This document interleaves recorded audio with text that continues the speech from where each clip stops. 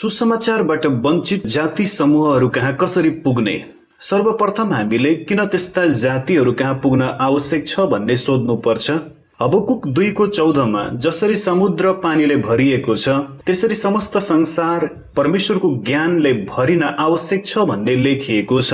यो ख्रीष्टको सुसमाचारले येशू ख्रीष्टको ज्ञानले समस्त देश, मानिस, जाति र समस्त भाषाहरूलाई ढाक्ने पिता परमेश्वरको प्रतिज्ञा हो। त्यसकारण हामी परमेश्वरलाई जान्न सक्छौं र परमेश्वरको महिमालाई जान्न सक्छौं। त्यसपछि येशूले भन्नुभयो, म हराएकाहरूलाई बचाउन आएको हुँ। तपाईलाई थाहा छ, हराएका मानिसहरूका ठाउँहरू, हराएका मानिसहरू भनेका त्यस्ता समुदायहरू, जातिहरू, भाषाहरू, देशहरू हुन् जो सुसमाचारबाट विहीन र मण्डली विहीन छन्। तिनीहरू सेवक बिना, पास्टर बिना र मिशनरी बिना छन्। त्यसकारण तिनीहरूले सुसमाचार सुन्न सकेका छैनन्। ती मानिसहरूले ख्रीष्टको सुसमाचार सुन्ने मौका नै पाएका छैनन्। लुका 19:10 येशूले म हराएका मानिसहरूलाई बचाउन आएको हुँ भन्नुभएको छ। ती हराएका मानिसहरू हुन्। हामीले आज पनि यही भन्छौं। ती सुसमाचार नपुगेका गाउँ, सुसमाचार नपुगेका शहर र सुसमाचार नपुगेका नगरहरू हुन्। ती सुसमाचार नपुगेका देशहरू, सुसमाचार नपुगेका समुदायहरू, सुसमाचार नपुगेका जातिहरू, सुसमाचार नपुगेका भाषाहरू वा जेसुकै भनौं, त्यहाँ मण्डली नभएका कारण तिनीहरू ख्रीष्टको सुसमाचार सुन्न सक्दैनन्। तिनीहरूको बीचमा कुनै पास्टर छैनन्। तिनीहरूको बीचमा कुनै मिशनरी छैनन्। अब हामीले के गर्ने त? सुसमाचारबाट वञ्चित समुदायहरूका लागि परमेश्वरको ढाक्ने दर्शन र परमेश्वरको दर्शनलाई पूरा गर्ने बारेमा सर्वप्रथम हामीले परमेश्वरको दर्शनलाई पालन गर्नुपर्छ र प्रेरित पावललाई पनि जब उनले येशू ख्रीष्टको दर्शन देखे र जब येशूले उनलाई दिनुभएको दर्शन सुने, तिमी सबै देश, सबै मानिसहरू, सबै जातिहरू, सबै भाषाहरू, सबै अन्य जातिहरू अर्थात् हरेक ठाउँमा भएका हरेक मानिसहरूको बीचमा मेरो साक्षी हुनेछौ। उनी जान सक्थे र मानिसहरूलाई उनले येशू ख्रीष्टलाई देखेका थिए भन्ने कुराको साक्षी दिन सक्थे र उनले येशू ख्रीष्टलाई देख्नेछन्। र येशूले प्रेरित पावललाई सुसमाचारबाट वञ्चित समुदायहरू, हराएका देशहरू, मानिसहरू, जाति र भाषाहरूको बीचमा पठाउनु भयो। प्रेरित 26:19 प्रेरित पावलले उनले परमेश्वरको दर्शन पालन गरेका थिए भनेका छन्। उनी परमेश्वरले दिनुभएको दर्शनप्रति आज्ञाकारी भएका थिए। उनले येशू ख्रीष्टको आज्ञा पालन गरेका थिए र उनी हरेक ठाउँमा गए र हरेकलाई सुसमाचार सुनाए। हामीले पनि परमेश्वरको दर्शनको आज्ञा पालन गर्नुपर्छ, जो भनेको ढाक्ने दर्शन हो। येशू ख्रीष्टको सुसमाचारद्वारा समस्त देश, सबै मानिसहरू, समस्त जातिहरू, सबै भाषाहरूलाई ढाक्ने येशूले हामीलाई आज्ञा दिनुभयो। मर्कुस 16:15 सारा संसारमा गएर समस्त जातिहरूलाई सुसमाचार प्रचार गर।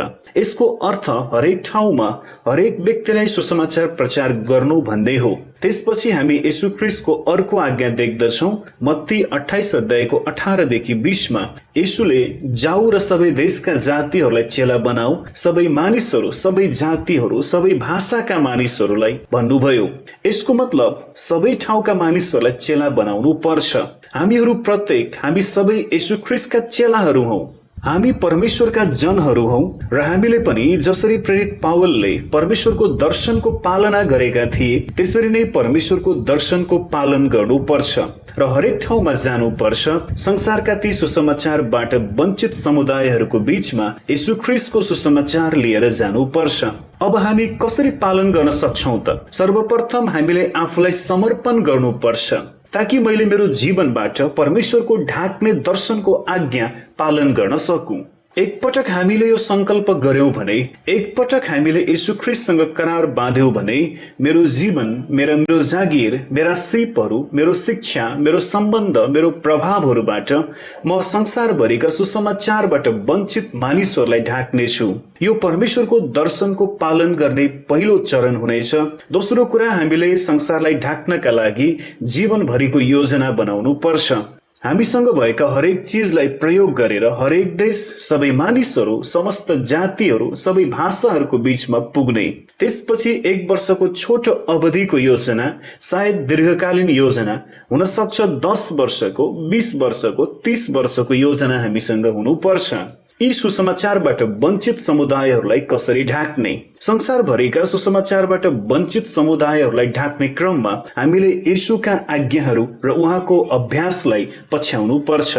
मत्ती 10 अध्यायमा येशूले 12 चेलाहरूलाई पठाउनु अघि, लुका 10 अध्यायमा येशूले 7 चेलाहरूलाई पठाउनु अघि येशूले रणनीति सहित के गर्ने र कसो गर्ने भन्ने आज्ञा दिनुभएको छ। सबैभन्दा पहिले त येशूले ढाक्ने योजना बनाउनु भयो। उहाँ केवल प्रार्थना गरेर जानु मात्रै भएन, उहाँले अन्य जातिहरू कहाँ सुसमाचार लिएर जानु अघि, अन्य देशहरूमा जानु अघि उहाँले उद्देश्य सहित आफ्नै जातका मानिसहरू, इस्राएलीहरू र यहुदीहरूलाई पहिले सुसमाचार सुनाउने योजना बनाउनु भयो। उहाँले आफ्ना मानिसहरूलाई सुसमाचार सुनाउनु भयो। त्यसपछि उहाँले आफ्ना चेलाहरूलाई केवल इस्राएलका गाउँहरूमा जान आज्ञा दिनुभयो। दोस्रो कुरा, येशू हुनुहुन्छ। उहाँसँग सेवकहरू भर्ना गर्ने योजना थियो। कहाँ? आफ्नो मण्डलीबाट, आफ्ना विश्वासीहरूबाट। उहाँले विश्वासीहरू छान्नुभयो, उहाँले प्रेरितहरू छान्नुभयो। त्यसपछि उहाँले तिनीहरूलाई दुई दुई गरी पठाउनु भयो। येशूसँग सुसमाचार नपुगेका गाउँ, नगर र सहरहरूलाई ढाक्ने एक व्यवस्थित योजना थियो र संसारका देशहरूलाई उहाँको अन्तर्राष्ट्रिय योजना र रणनीतिद्वारा ढाक्ने योजना थियो। त्यसकारण हामीले पनि हाम्रो देशका हराएका गाउँहरू, नगरहरू, सहरहरू, हाम्रो समुदाय, हाम्रो जाति र हाम्रो भाषाहरूलाई ढाक्ने एक अन्तर्राष्ट्रिय व्यवस्थित योजना बनाउनु पर्छ। दोस्रो कुरा चाहिँ हामीले येशूको अभ्यासलाई पछ्याउनु पर्छ। येशूले आफ्नो समुदायका लागि बस्ती, सहर र जातिहरूलाई ढाक्नका लागि के गर्नुभएको थियो? त्यसपछि येशूले के गर्नुभयो? सबै देशहरू, समस्त मानिसहरू, सबै जातिहरू, सबै भाषाहरूलाई ढाक्नका लागि सर्वप्रथम येशूले ढाक्ने योजना बनाउनका लागि उहाँले गाउँ, बस्ती, सहर र मानिसहरूको सर्वेक्षण गर्नुभयो। कुन गाउँमा सेवक र मण्डली छैनन् भन्ने उहाँलाई पुरा थाहा थियो। कहाँ बाइबल र मिसनरी छैनन् भन्ने थाहा थियो। त्यसपछि उहाँले आफ्नै विश्वासी र चेलाहरूको माझबाट सेवकहरू भर्ना गर्ने योजना बनाउनु भयो। उहाँले तिनीहरूलाई पठाउनु भयो। यो कुरालाई पछ्याउन र अभ्यास गर्नका लागि हामीले दुई कुराहरू गरेको हुनुपर्छ। सर्वप्रथम सर्वेक्षण गर्नु पर्दछ। कुन समुदायलाई हामीले टार्गेट गरिरहेका छौँ, कुन समुदायको बीचमा हामी उनीहरूका रहन सहनलाई स्वीकार्य र टार्गेट गरिरहेका छौँ। प्रार्थना गरिरहँदा सर्वप्रथम यो कुरा छान्नु पर्दछ। दोस्रो कुरा, त्यस्ता गाउँ, नगर र सहरहरूको पहिचान गर्नुहोस्। कुन गाउँ, नगर र सहरहरूलाई प्राथमिकता दिएर हामी जाँदैछौँ। हामीले प्रवेश गर्नु अघि हामीलाई सबैभन्दा बढी स्वागत गर्ने गाउँ, नगर र सहर पत्ता लगाउनु पर्छ। त्यसपछि दोस्रो कुरा, हामीले सेवकहरू कहाँबाट ल्याउने भन्ने कुरा पत्ता लगाउनु पर्छ। सेवकहरू मण्डलीमा हुन्छन् भन्ने तपाईँलाई थाहै छ, तर मण्डलीमा ती सेवकहरू होलान् त? र त्यस्ता चेलाहरू र सेवकहरू जो ती सुसमाचार नपुगेका समुदाय, संस्कृति र भाषाको नजिक रहन्छन् र त्यसपछि जसको त्यो सुसमाचारबाट वञ्चित समुदायसँग सम्बन्ध छ, तिनीहरूलाई लिनुपर्छ। ती सेवकहरूलाई शिक्षा र तालिम दिनुपर्छ। त्यसपछि तिनीहरूलाई ती समुदायहरू कहाँ पठाउन सकिन्छ। दोस्रो कुरा, हामीले ती सुसमाचारबाट वञ्चित गाउँ, बस्ती र सहरहरूलाई ढाक्ने योजना बनाउनु पर्छ। सर्वप्रथम हामीले सुसमाचारको लक्ष्य निर्धारण गर्नुपर्छ। येशूले पनि सुसमाचार प्रचार गर्न भन्नुभयो र हामीले येशूले आज्ञा दिए मुताबिक चेला निर्माण गर्ने लक्ष्य राख्नुपर्छ। ती गाउँ, सहर, बस्ती, समुदाय र भाषाहरूको बीचमा चेला बनाउने काम गर्नु पर्दछ। कति चेलाहरू बनाउने त? चेलाहरू भनेका ख्रिस्टलाई पछ्याउने सेवकहरू हुन्। येशू एक सेवक हुनुहुन्छ र चेलाहरू सेवकहरू हुन्। र एकपटक हामीले ती सेवकहरूको पहिचान गरिसकेपछि ती विश्वासीहरू ती गाउँहरूमा पठाउनका लागि सम्भावित सेवकहरूलाई तालिम दिनुपर्छ। ती सम्भावित सेवकहरूलाई तालिम दिने योजना बनाउनुहोस्। हामीले सम्भावित सेवकहरूको योजना बनाइसकेपछि र पहिचान गरिसकेपछि हामीले ती गाउँहरू, नगर र सहरहरू, देश र जातिहरूको बीचमा प्रवेश गर्ने येशूको रणनीति पछ्याउनु पर्छ। कुनै गाउँमा प्रवेश गर्नु अघि प्रार्थना गर्नु भनेर येशूले भन्नुभयो। हामी किन त्यो गाउँमा प्रवेश गर्छौँ? हामी किन ती सहर र नगरहरूमा जाँदैछौँ त? किनकि त्यहाँ कुनै सेवकहरू छैनन्। येशूले यो संसारलाई एक फसलको खेतको रूपमा देख्नुभयो। फसलको खेतको समस्या भनेको खेतालाहरूको कमी हो, औजारहरूको अभाव होइन, रणनीतिको कमी पनि होइन, यो खेतालाहरूको कमी हो। फसलको खेत अर्थात् सुसमाचारबाट वञ्चित समुदायहरूका लागि खेताला अर्थात् सेवकहरू सबैभन्दा महत्त्वपूर्ण हुन्छन्। त्यसकारणले नै येशूले खेतालाहरूका लागि प्रार्थना गर्न भन्नुभयो। कुनै गाउँमा सेवकहरू नपाइएसम्म येशूले ती गाउँहरूमा सेवकहरू पठाउनुभयो। पिता, म जानेछु, म तपाईको आज्ञा पालन गर्नेछु र गएर सुसमाचार प्रचार गर्नेछु। यो हाम्रो प्रार्थना हुनुपर्छ। र दोस्रो कुरा, जब हामी कुनै गाउँमा प्रवेश गर्छौँ, त्यो गाउँमा प्रवेश गर्नु अघि हामीले सेवकहरूका लागि प्रार्थना गर्नुपर्छ। त्यो गाउँमा प्रवेश गर्नुहोस्, त्यहाँका सबै परिवारहरू र गाउँलाई येशूको शान्तिले आशिष दिनुहोस्। येशूले त्यो गाउँमा गएर त्यहाँ परिवारहरूलाई र गाउँलाई शान्तिको आशिष दिन भन्नुभयो। येशूले म तिमीहरूलाई शान्ति दिन आए भन्नुभएको छ। यो मेरो शान्ति हो, यो म तिमीहरूलाई दिनेछु। त्यसकारण येशूले भन्नुभयो, जाऊ र त्यहाँका सबै परिवार, नगर र शहरलाई शान्तिको आशिष देऊ। जब हामी येशू ख्रीष्टलाई ग्रहण गर्छौं, त्यो गाउँमा येशूको शान्ति रहन सकोस्। जब तिनीहरूले येशूलाई चिन्दछन्, तिनीहरूले येशू ख्रीष्टमा विश्वास गरे भने तिनीहरूले येशूको शान्ति प्राप्त गर्नेछन्। तिनीहरूको जीवनमा, तिनीहरूको परिवारमा, तिनीहरूका गाउँमा, तिनीहरूका नगरमा र देशमा र संसारमा शान्ति हुनेछ। त्यसकारण हाम्रो उद्देश्य भनेको ती गाउँमा गएर शान्तिको आशिष दिनु हो। त्यसपछि तपाईले पवित्र आत्माले त्यो गाउँका घरहरूमा र मानिसहरूको हृदयमा काम गर्न सुरु गर्नुभएको देख्नुहुनेछ।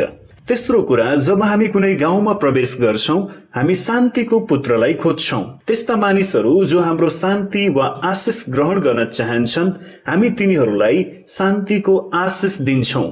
तिनीहरू यो शान्ति चाहन्छन्, तिनीहरू त्यो शान्ति चाहन्छन् भन्ने कुरा हामी कसरी जान्न सक्छौं त? हामी ती गाउँ, नगर र शहरका मानिसहरूलाई हाम्रो गवाही सुनाउँछौं। प्राय जसो मानिसहरू सोध्छन्, तपाईँ यहाँ किन आउनु भएको छ? त्यसपछि हामी तिनीहरूलाई, हामी तपाईको परिवार, तपाईको गाउँलाई येशूको शान्ति, स्वर्गको शान्ति दिन आएका छौं। हामी कसरी त्यो स्वर्गीय शान्तिलाई अनुभव गर्न सक्छौं त? त्यसपछि हामी तिनीहरूलाई येशू र उहाँको शान्तिको बारेमा भन्न सुरु गर्छौं। यस्तो शान्तिको बारेमा जो केवल येशूले मात्र दिन सक्नुहुन्छ। हामीले येशूको शान्ति ग्रहण गर्ने कुनै व्यक्ति वा परिवार र गाउँ वा शहर, कुनै नगर भेट्टाएपछि के गर्ने? येशूले तिनीहरूसँग बस्न भन्नुभएको छ। त्यो ठाउँमा स्वागत गर्ने मानिसहरूसँग समय बिताउनुहोस् र हाम्रो उत्साह ग्रहण गर्ने र हाम्रो सन्देश ग्रहण गर्नेहरू कहाँ। येशूको शान्ति कसले ग्रहण गर्छ? येशू ख्रीष्टको बारेमा कसले अझ जान्न चाहन्छ? त्यसपछि हामी ती व्यक्तिहरूलाई सुसमाचार सुनाउँछौं। हामी तिनीहरूलाई येशू ख्रीष्टको सुसमाचार बाँड्छौं। हामी कसरी सुसमाचार सुनाउन सक्छौं? यूहन्ना 4 अध्यायमा एउटा नमुना देखाइएको छ र त्यहाँ त्यो सामरी स्त्रीले कसरी सुसमाचार सुनाउने भन्ने कुरा देखाएकी छिन्। ती सामरी महिलाले आफ्नो गवाही गाउँलेहरूलाई सुनाएको हामी देख्छौं। हामी कसरी गाउँलाई ढाक्न सक्छौं त? सर्वप्रथम हामीले येशूको शान्ति लिन चाहने व्यक्तिलाई पत्ता लगाउनु पर्छ। त्यसपछि हामीले तिनीहरूसँग हाम्रो आफ्नो अनुभव, हाम्रो गवाही बाँड्नु पर्छ। मैले मेरो जीवनमा, मेरो परिवारमा, नगरमा, मेरो शहरमा र देशमा कसरी येशूको शान्ति अनुभव गरेँ, जसरी येशूले सुसमाचार दिनुहुन्थ्यो, त्यसरी नै त्यसपछि हामीले तिनीहरूलाई येशू ख्रीष्टको सुसमाचार सुनाउनु पर्छ। परमेश्वर प्रेम हुनुहुन्छ र परमेश्वरले हामीले स्वर्गीय आशिषको उपहार दिन चाहनुहुन्छ। तर हाम्रो जीवनमा पाप रहेको छ। हामीले हाम्रो पापको पश्चाताप गर्नै पर्छ र मसीह मुक्तिदाताबाट हाम्रो पापको क्षमा पाउन र नयाँ जीवन पाउनका लागि येशूमा विश्वास गर्नै पर्छ। त्यसपछि हामीले नयाँ जन्म पाउँछौं र परमेश्वरका छोराछोरीहरू र परमेश्वरका छोराछोरी बन्छौं। यो नै त्यो सुसमाचार हो जो हामी प्रचार गर्छौं। त्यो व्यक्तिले सुसमाचार ग्रहण गर्यो भने त्यसपछि हामी के गर्छौं? र येशूले त्यही बस भन्नुभयो र मत्ती 28 अध्यायमा भनिएको छ, एकपटक शान्तिको पुत्र भेटाइयो भने त्यो व्यक्तिलाई सुसमाचार सुनाऊ। जब तिनीहरू ख्रीष्टलाई ग्रहण गरेर नयाँ विश्वासी बन्छन्, त्यसपछि तिनीहरूलाई मेरा आज्ञाहरू पालन गर्न सिकाऊ भनेर येशूले भन्नुभयो र तिनीहरूलाई पिता, पुत्र र पवित्र आत्माको नाउँमा बप्तिस्मा देऊ भन्नुभयो।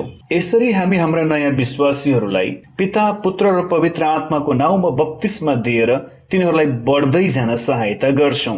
र त्यसपछि बाइबलमा येशूले दिनुभएका हजारौं आज्ञाहरू छन् भन्ने तपाईलाई थाहै होला। हामी तिनीहरूलाई एकै पटकमा छोटो अवधिमा सबै आज्ञाहरू सिकाउन सक्दैनौं।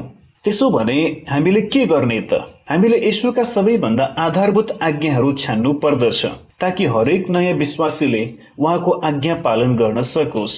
तपाईँ 7वटा आज्ञाहरू छान्न सक्नुहुन्छ, तपाईँ 10वटा आज्ञा छान्न सक्नुहुन्छ, तपाईँ येशू ख्रीष्टका 12 आज्ञाहरू पनि छान्न सक्नुहुन्छ। त्यसकारण एक नयाँ विश्वासीले ख्रीष्टलाई पछ्याउने क्रममा, येशूमा विश्वास गर्ने क्रममा, येशू ख्रीष्टको बारेमा अझ धेरै कुरा जान्ने क्रममा आज्ञाहरू जानेको र पालन गरेको हुनुपर्छ। हामीले तिनीहरूलाई आधारभूत आज्ञाहरू सिकाइसकेपछि तिनीहरूलाई पूरा बाइबल सिकाउनु पर्छ। तिनीहरूलाई लगातार परमेश्वरको वचन बाइबलबाट सिकाउनु पर्छ ताकि ती विश्वासीहरू येशू ख्रीष्टको आज्ञा पालन गरेर उहाँका चेला बन्न सकुन्। हामी यसलाई आज्ञाकारितामा आधारित चेलापन भन्छौँ। प्रेमिलो हृदयले जति हामी उहाँको बारेमा धेरै कुराहरू जान्दछौँ, हामी त्यति नै उहाँको आज्ञा पालन गर्न चाहन्छौँ। ख्रीष्टलाई जान्नु हाम्रो लक्ष्य हो। ख्रीष्टको ज्ञान र उहाँको महिमा जान्नु हाम्रो लक्ष्य हो। हामी 2 कोरिन्थी 3:18 लेखिएको जस्तै बन्छौँ। हामी प्रत्येक बढ्दै जाने महिमामा उहाँको आकारमा ढल्दै जान्छौँ। हरेक दिन येशू ख्रीष्टका आज्ञाहरूलाई पालन गरेर हामी उहाँलाई चिन्दै जान्छौँ। कुनै व्यक्तिले येशू ख्रीष्टको आज्ञा पालन गर्न थाल्यो भने त्यसपछि के गर्ने? हामी तिनीहरूलाई भेला गर्छौँ। सुरुदेखि नै येशू ख्रीष्टमा विश्वास गरेको पहिलो दिनमा नै ख्रीष्टलाई स्वीकार गरेदेखि नै तिनीहरू परमेश्वरका छोराछोरी बन्छन् र तिनीहरूलाई 2 वा 3 जना गरी भेला गर्नुपर्छ। सामान्यतया तपाईले परिवारमा सुसमाचार सुनाउनु भयो भने परिवारमा पहिले नै आमा, बुवा, छोराछोरी 2 भन्दा बढी मानिसहरू त्यहाँ हुन्छन्। त्यस लगत्तै तुरन्तै हामीले नयाँ विश्वासीहरूलाई भेला गर्न, उत्साह दिन, भेटघाट गर्न र प्रार्थना गर्न सुरु गर्नुपर्छ। किनकि मत्ती 18:20 येशूले जहाँ 2 कि 3 जना मेरो नाउँमा भेला हुन्छन् म तिनीहरूको बीचमा हुनेछु भन्नुभएको छ। त्यसकारण हामी तिनीहरूलाई प्रेरितको पुस्तकमा भए चाहिँ हरेक दिन 2-3 जना एकसाथ भेला हुन उत्साह दिन्छौँ। प्रार्थना गर्न र परमेश्वरको वचन अध्ययन गर्न र एकअर्कालाई उत्साह दिन भन्छौँ। दोस्रो कुरा, यदि नयाँ विश्वासीहरू भेला भए भने हामी त्यो परिवारका सदस्यहरूबाट एक नयाँ अगुवा नियुक्त गर्छौँ। साधारणतया परिवारको मुखियाले विश्वासीहरू भेला गर्ने, आराधना गर्ने र प्रार्थना गराउने जिम्मेवारी लिन्छन्। यो तरिकामा हामी 2 वा 3 विश्वासीहरूलाई हरेक दिन वा हप्तामा एक पटक आराधनाका लागि भेला गर्छौँ। हामी यसलाई मण्डली भन्छौँ। त्यसकारण फेरि सुसमाचार चेला निर्माणमा आएर अन्त्य हुन्छ र चेला निर्माण एक मण्डलीको रूपमा अन्त्य हुन्छ। मण्डली निर्माणमा आएर मण्डलीले नयाँ विश्वासीहरू भेला गर्छ र एउटा व्यक्तिलाई घरेलु मण्डलीको अगुवाको रूपमा नियुक्त गर्छ। तिनीहरूको जिम्मेवारी भनेको हप्तामा एक पटक वा हरेक दिन विश्वासीहरूलाई भेला गर्नु हो र परमेश्वरको वचन अध्ययन गर्नका लागि। जब हामी मानिसहरूलाई मण्डलीको रूपमा भेला गर्छौँ, अब हामीले के गर्ने त? यो भनेको येशूको अभ्यास र येशूका आज्ञाहरू पालन गर्नुपर्छ। तिनीहरूलाई सिकाउनु र तिनीहरूलाई ती सबैको बारेमा तालिम दिनुपर्छ ताकि तिनीहरू सबैले येशू ख्रीष्टको काम गर्न सकुन्। यूहन्ना 14:12 येशू यसो भन्नुहुन्छ, जसले ममाथि विश्वास गर्छ त्यसले मैले गरेका काम र ती भन्दा पनि ठूला कामहरू गर्नेछ। येशूका चेलाहरूले उहाँले गरे जस्तै ठूलो कामहरू गर्न सक्छन् भन्ने यो एक ठूलो प्रतिज्ञा हो र तिनीहरूले येशूले गरेका भन्दा पनि ठूला कामहरू गर्न सक्छन्। आज पनि यो हुन सक्छ। हाम्रो लक्ष्य भनेको नयाँ विश्वासीहरूलाई हामीले गरिरहेका कुराहरू सिकाउनु हो र नयाँ विश्वासीलाई सिकाउनु तिनीहरूले हामीले गरेका भन्दा पनि अझ ठूला कामहरू गर्नेछन्। यो नै चेला निर्माण गर्नु हो। त्यसकारण पहिलो कोरिन्थी 11:1 प्रेरित पावल भन्दछन्, तिमीहरूले येशू ख्रीष्टको अनुकरण गरे चाहिँ मेरो पनि अनुकरण गर। फिलिप्पी 3:17 प्रेरित पावल भन्दछन्, तिमीहरू मेरो अनुकरण गर्नेहरू हो, हामीमा तिमीहरूले देखेको नमुना अनुसार जिउनेहरूलाई हेर। तपाईले देख्नुभयो फिलिप्पीका विश्वासीहरू ती विश्वासीहरू थिए जसले प्रेरित पावलको अनुसरण गर्थे। तर ती फिलिप्पीका विश्वासीहरूको पनि अनुसरण गर्ने कोही हुनुपर्छ। यहाँ दोस्रो तिमोथी 2:2 4वटा पुस्ताहरूको बारेमा भनिएको छ। पावल, तिमोथी, विश्वासयोग्य मानिस र अरू। यसरी जब येशूले चेलाहरू र सेवकहरू बनाउनु भयो र यसरी उहाँले 12 जना चेलाहरू बनाउनु भयो र 70 जना चेलाहरू बनाउनु भयो र त्यसपछि सयौं, ती सबै येशू ख्रीष्टका सेवकहरू थिए। तिनीहरूले येशूले गरेका कामहरू गरे र वास्तवमा तिनीहरूले येशूले गरेका भन्दा पनि अझ बढी काम गरे, किनकि येशू त केवल एउटा देशमा मात्रै रहनु भएको थियो, तर चेलाहरू र प्रेरितहरू विश्वका सबै देशहरूमा गएका थिए नयाँ विश्वासीहरूलाई तालिम दिने क्रममा। सर्वप्रथम हामीले विश्वासयोग्य विश्वासीहरू छान्नु पर्छ। सबैले येशू ख्रीष्टको आज्ञा पालन गर्दैनन् र येशू ख्रीष्टको काम गर्दैनन्, तर केही मानिसहरू विश्वासयोग्य र आज्ञाकारी हुन्छन्। त्यो देखेर हामी तिनीहरूलाई छान्छौँ। हामी हरेक विश्वासीलाई सुसमाचार प्रचार गर्न सिकाउँछौँ, तर कतिपय भने आज्ञा पालन गर्दछन् र सुसमाचार प्रचार गर्ने र चेला निर्माण र मण्डलीको निर्माणको काममा फलदायी हुन्छन् र हामी तिनीहरूलाई छान्छौँ।